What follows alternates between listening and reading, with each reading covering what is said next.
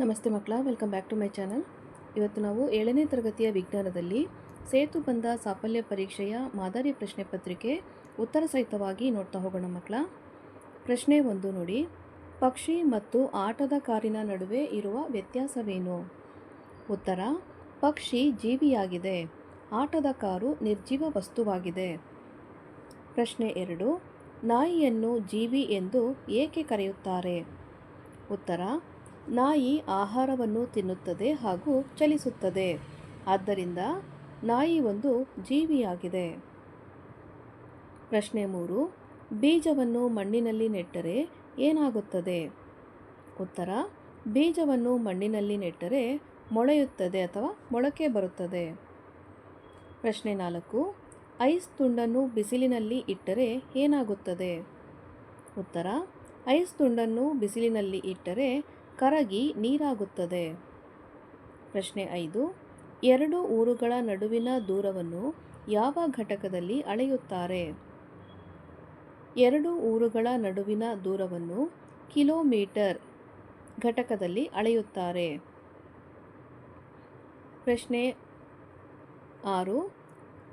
ತರಗತಿಯ ಮೇಜಿನ ಉದ್ದವನ್ನು ಅಳೆಯಲು ಏನು ಬಳಸುತ್ತಾರೆ? ಉತ್ತರ: ತರಗತಿಯ ಮೇಜಿನ ಉದ್ದವನ್ನು ಅಳೆಯಲು ಟೇಪನ್ನು ಬಳಸುತ್ತಾರೆ. ಪ್ರಶ್ನೆ 7. ಹೆಚ್ಚು ಮಳೆ ಬಂದರೆ ನದಿಗಳಿಗೆ ಏನಾಗುತ್ತದೆ?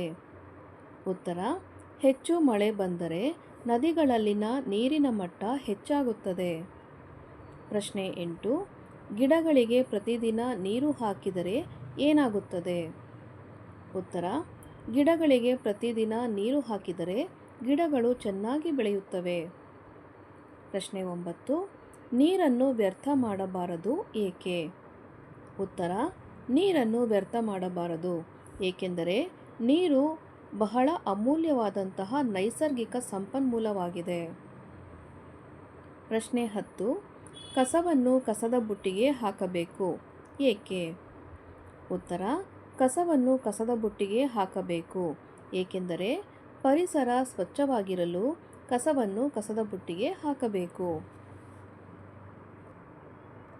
ಮಕ್ಕಳ, ಇಲ್ಲಿಗೆ 7ನೇ ತರಗತಿಯ ವಿಜ್ಞಾನದಲ್ಲಿ ಸೇತುಬಂಧ ಸಾಫಲ್ಯ ಪರೀಕ್ಷೆಯ ಮಾದರಿ ಪ್ರಶ್ನೆ ಪತ್ರಿಕೆ ಉತ್ತರ ಸಹಿತವಾಗಿ ಮುಕ್ತಾಯಗೊಂಡಿದೆ. ಮಕ್ಕಳ, ಈ ಒಂದು ವಿಡಿಯೋ ನಿಮಗೆ ಇಷ್ಟ ಆದಲ್ಲಿ ದಯವಿಟ್ಟು ನಮ್ಮ ಚಾನಲ್ನ ಲೈಕ್ ಮಾಡಿ, ಶೇರ್ ಮಾಡಿ, ಸಬ್ಸ್ಕ್ರೈಬ್ ಮಾಡಿಕೊಂಡು ನಾವು ಹಾಕುವಂಥ ಎಲ್ಲ ವಿಡಿಯೋನ ನೋಡ್ತಾ ನಮ್ಮನ್ನು ಎನ್ಕರೇಜ್ ಮಾಡ್ತಾ ಹೋಗಿ ಮಕ್ಕಳ.